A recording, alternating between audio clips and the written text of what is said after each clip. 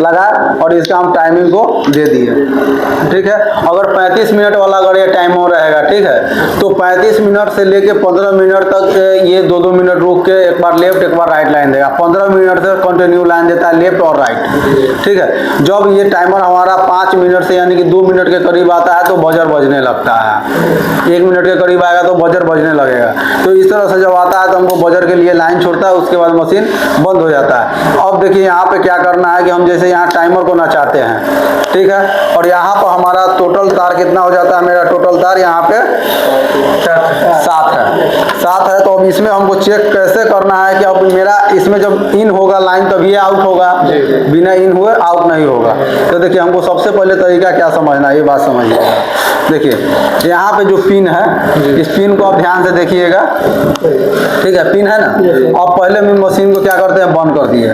तो देखिए यहाँ पे तीनों पिन अलग अलग है अलग अलग है। अब हम इसको नचाएंगे ना, जब इसको हम नचाते हैं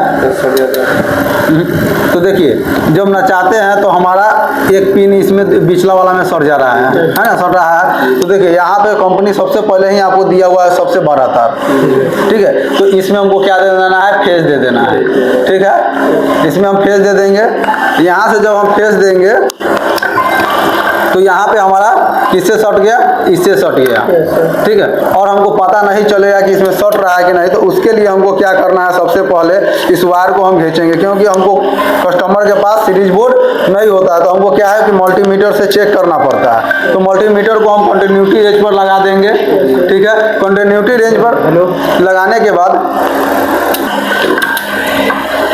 अगर बात करना है तो एक बार बात कर लीजिए बाहर जाकर कि हमारा जब लाइन को इन करा देते हैं, ठीक है, जब यहाँ पे हम लाइन को इन करा देंगे तो हमारा यहाँ लेफ्ट राइट के लिए करंट नहीं देगा, क्योंकि हम इसको पहले ही कंटिन्यूटी रेंज में सेट कर चुके हैं। देख सकते हैं कि यहाँ पे बजर बज रहा है, ठीक है, कंटिन्यूटी रेंज में सेट कर चुके हैं। तो यहाँ पे हमारा करंट अब नहीं आएगा तो ये काम कैसे करेगा, ये तो काम नहीं करेगा। फिर यहाँ पर क्या दिया रहता है, इसमें सेलेक्टर सिस्टम दिया हुआ है। ये 7 तार है तो ये सेलेक्टर हो गया, ठीक है। सेलेक्टर को भी लाइन देगा, उसके बाद ये लेफ्ट राइट करेगा। 3 तार वाला में सिर्फ ये लेफ्ट और राइट करता है, उसमें सेलेक्टर नहीं होती है। 7 तार है, ये हमारा गोदरेज का है, और भी कंपनी में आता है। तो यहाँ पे हम जहाँ पर लाइन दिया जाता है वहाँ पे हम लाइन को यहाँ क्या करते हैं, इन करा देते हैं। और यहाँ जो हमारा पिन सटा हुआ है ना, तो ये पिन हमारा आ जाता है, देख सकते हैं बजर बजा तो करंट इसमें दिया। और ये जो तार है हमारा, ये तार ये चला जाएगा कहाँ पे, हमारा सेलेक्टर में। हम आगे आपको बताएंगे, सेलेक्टर में चला जाएगा।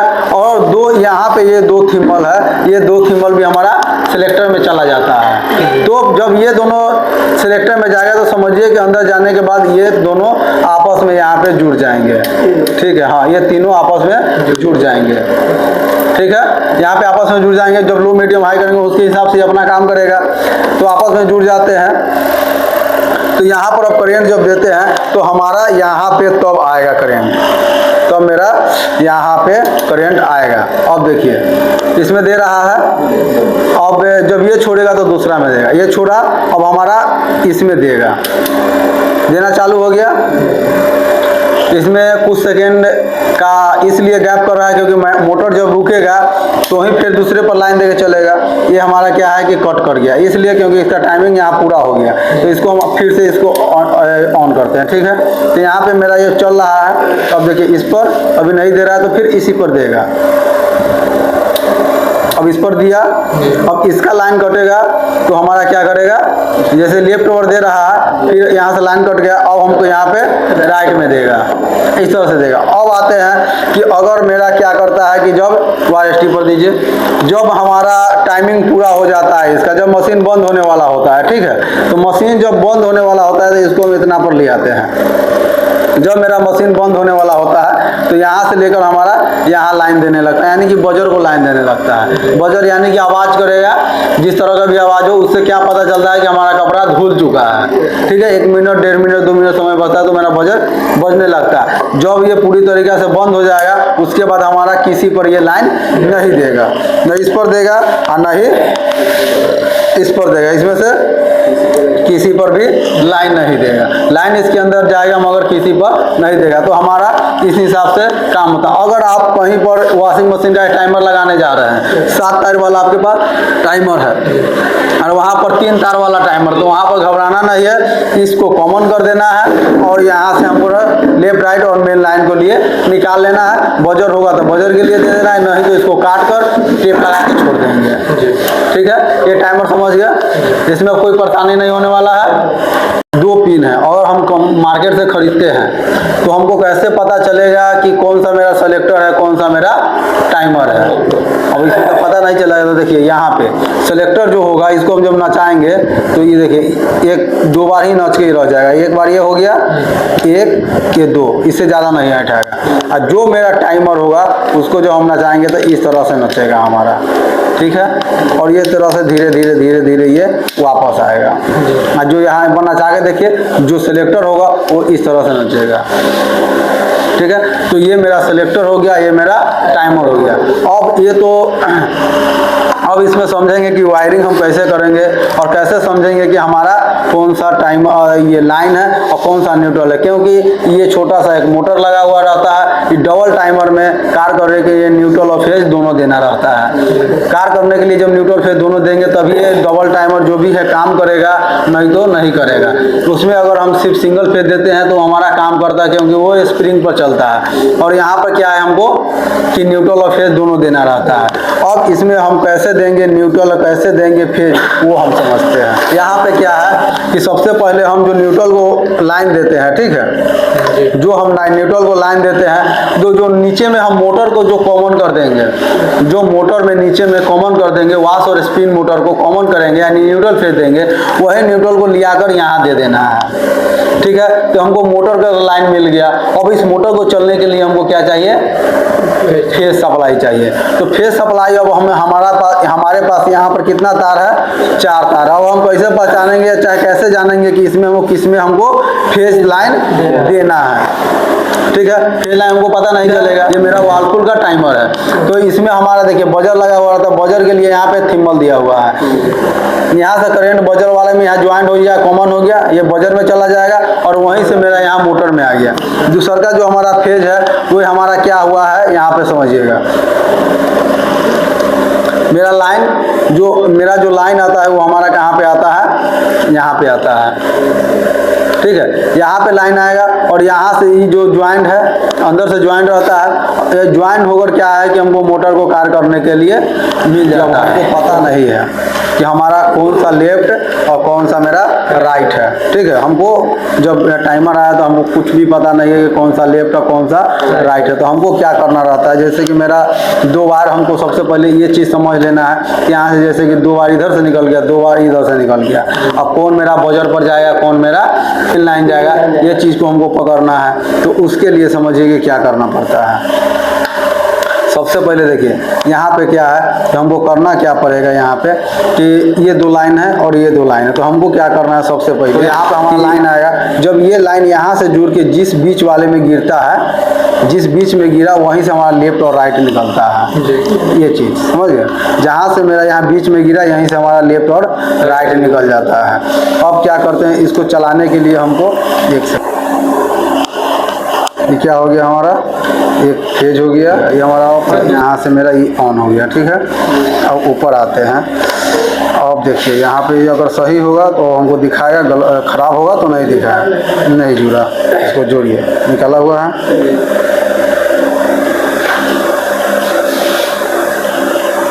अब लाइन दीजिए। हाँ, सीरीज। अभी भी कोई भी उपकरण को डायरेक्ट मेन में नहीं चेक किया जाता, क्योंकि अंदर से अगर शॉर्ट हुआ तो घर का MCB नहीं होगा तो फिर वायरिंग को ख़राब कर सकता है। लगा, स्टार्ट कीजिए। ये मेरा टाइमर चलने लगा, यानी कि मोटर सही है तो टाइमर मेरा चलने लगा। अब इसको हमको क्या करना है, 220 वोल्ट पर सेट करना है। ठीक है, और हमारा जब यहाँ पर हम अगर फेज देते तो हमको यहाँ पे को न्यूट्रल में यहाँ लगाना है। ठीक है, और दूसरा वायरिंग को हमको यहाँ चेक करना है। तो 20 वोल्ट आया, यहाँ से घट गया। फिर इसमें देखिए, आराम से दिखाओ, इसी में लगाए हुए होते हैं। एक बार आता है, एक बार छोड़ता है। आया और छोड़ा। ठीक है, कोई दिक्कत। उसके बाद ये जो है हमारा बजर में चला जाएगा। जब इसका टाइमिंग पूरा होगा तो हमारा बजर में चला जाएगा। अब देखिए इसमें डबल टाइमर और इसमें मोटर क्यों कंपनी लगाया हुआ है, ठीक है। इसमें मोटर कंपनी इसलिए लगाया हुआ है कि जब लाइन आपका घर का कट जाएगा, हाँ, लाइन जब कट जाएगा तो जितना पर ये वॉश किया हुआ रहेगा उतना ही पर मेरा रुक जाएगा। फिर लाइन आएगा तो ये कार करने लगेगा। मगर वो टाइमर क्या है कि अगर हमारा लाइन कट जाएगा तो वो कंटिन्यूटी डायरेक्ट वो चलता रहेगा और जाके फिर इंड हो जाएगा। मगर ये इंड नहीं होगा बिना लाइन के, उतने पर ये रुक जाएगा। लाइन नहीं मिलेगा उतने पर रुक जाएगा, लाइन मिलेगा तो फिर ये चलना चालू कर देगा और तब पूरा प्रोसेस करने के बाद ये ऑफ होगा। इस टाइमर में एक खूबी है, ठीक है। तो ये वाला दो वायर हो गया बजर के लिए, हाँ, छोटा दो वायर हो गया, उसको साइड कीजिए। यहाँ पे हमारा ये डबल टाइमर है, ठीक है। डबल टाइमर में हम क्या करते हैं, सबसे पहले इसको हम चेक करते हैं कि कौन सा मेरा लेफ्ट है और कौन सा। देखिए ये मेरा जो है आपका ये LG का है, LG का है तो इसमें हमारा ये ऐसा नॉब लगेगा। एक पतला तरफ रहेगा, एक बार मोटा रहेगा, क्योंकि देखिए इसमें एक तरफ मोटा है और एक तरफ से साइड से पतला है। तो सबसे पहले इसमें हम चेक कर लेंगे कि मेरा कौन सिलेक्टर है। तो ये मेरा देखिए दो ही राउंड घुमा, ये मेरा सिलेक्टर हो गया और ये मेरा वाश है। वाश है यानी कि टाइमर है। तो इसको हम ऐसे ना चाहते हैं तो ये मेरा तो लाइन देंगे तब ये मेरा घूमना चालू करेगा, ठीक है। तो इसको हम इस पर सेलेक्ट कर लेते हैं, कर लिए। अब देखिए यहाँ पे सेलेक्ट कर लिए। तो ये तो दोनों मेरा जो छोटा छोटा है आप लोग समझ जाइएगा कि मेरा क्या है, बजर के लिए है। उसके बाद यहाँ जो कॉमन किया हुआ है बजर के साथ मेरा ये मेरा न्यूट्रल हो जाता है एक वायर। तो न्यूट्रल को हम साइड कर देते हैं, क्योंकि हम जो मोटर में कॉमन किए रहते हैं उसी को लिया कर यहाँ हम बजर में देते हैं। उसके बाद मेन सप्लाई को हम हमेशा क्या करते हैं, एक तो मेरा कलर कोड से पता चलता है, दूसरा यहाँ देखिए यहाँ जो सटा हुआ लूप है और इसके साइड से देखिए पतला वायर इसके मोटर को चलाने के लिए गया हुआ है, ठीक है। तो यहाँ पे हम क्या किए, सर उलन के लिए हाई नहीं गया हुआ है, ये नहीं गया हुआ। ये जो ये तार जो है हमारा ये मोटर चलाने के लिए यहाँ से कॉमन करके यहाँ दे दिया हुआ है, ठीक है। और ये जो पतला तार गया हुआ है इस मोटर को चलाने के लिए गया हुआ है। ये जो पतला तार है यहाँ से कॉमन बाहर में जो मोटर, ये मोटर चलाने के लिए दिया तो यहाँ पर लगा दिया और यहाँ से हमारा लेफ्ट राइट करेगा। और ये जो है मेरा इन किया और इन करने वाला मोटर को चलाने के लिए यहाँ से फेस सप्लाई इसको मिला, फेस सप्लाई मिला। ये छोटा सा मोटर लगा हुआ है। अब देखिए जैसे इसमें हम मेन सप्लाई को भी आप डायरेक्ट दे सकते हैं, क्योंकि टाइमर को हमको सिर्फ देना क्या चाहिए, न्यूट्रल और फेज। तो हमारा जो न्यूट्रल और फेज है वो टकराना नहीं चाहिए, न्यूट्रल फेज हमको टकराना नहीं चाहिए। तो हम न्यूट्रल को तो यहाँ मोटर में दे रहे हैं और फेज को हम किसी भी वायर में दे रहे हैं, फिर भी हमारा फेज नहीं टकराएगा, ठीक है, नहीं टकराएगा। तो हम क्या करते हैं कि यहाँ पे फिर से आते हैं और यहाँ पे हमको पता चलेगा। एक को हम क्या कर देते हैं, इसमें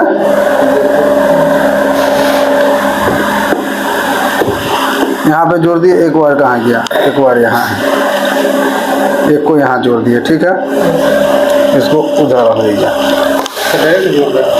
हाँ डायरेक्ट लगा सकते हैं, कोई दिक्कत नहीं है। मेन लाइन आप डायरेक्ट दे दीजिए। सर ऐसे नहीं हो सकता, ऐसे जो न्यूट्रल है उसमें एक वायर जोड़कर एक वायर खाली रखकर एक कपारी मतलब देखे। एक मिनट बताते हैं, इसको पकड़ लिए।